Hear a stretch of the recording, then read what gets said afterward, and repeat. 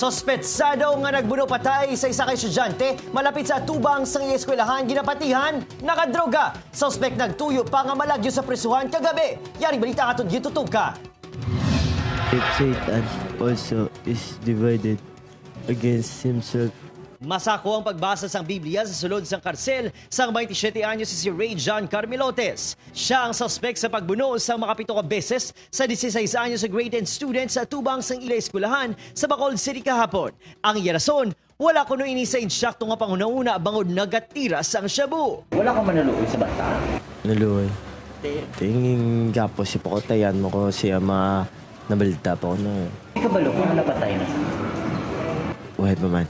Patal nga pila sa likod, John Kagliog ang gintunan sa kamatayon sa biktima. Ang suspect nagpangayo sa pasaylo sa pamilya kag nagpromisa nga magbago. Apang kagabi, gintuyo pa sini nga magpalagyo sa karsel. Nagtaklas ako nag-exercise lang daw.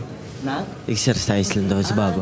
Sunod sa mga nakasaksi, wala nakapangaman ang biktima sang hinali na lang inigin butong sang suspect kag ginbuno. Nakita ko din ang tao nga nagdalagan man gabit-bit ang sundang. Amo to nagdalagan mo ko diya sulod. Kasi kung manira kay daw dirigid siya masulod. Ang mga estudyante napuhag sa natabo. Ilabi na nga sa tubang lang sa eskwelahan naglutad ang krimen sa diin madamo man sang tabo. Manang bantay sa security di po may aragin nga daw pang shock ba sa kasudyante yaw. Pero tani sa gwa, blaw butangan pulis, bisan diri na lang tani sa may gwa, oh.